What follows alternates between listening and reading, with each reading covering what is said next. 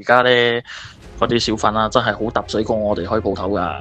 而家俾啲大炮明咁樣講法係咪？你睇嗰啲政府啊愛錢嗰啲啊，而家馬來西亞都係講錢噶嘛，你知噶啦，都唔知幾時開始篤死小販噶啦。之前商家揦嘢咗啊，而家抽都冇得抽係咪？冇嘢冇乜嘢新聞可以落袋係咪？而家諗辦法啦，因為小販真係仲揼死我哋噶有啲，因為佢哋小販佢嘅數係自己開自己做噶嘛，報又報唔多噶嘛，你知噶啦，大哥佢跟住。佢哋坐嘅車啊，仲靚過我哋噶。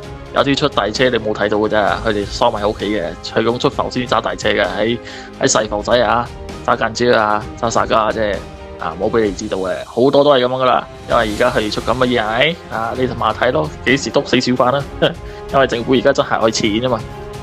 之前希盟政府嘅林冠英呢，就要追查擁有海外資產嘅人，要去自首，自動去報稅。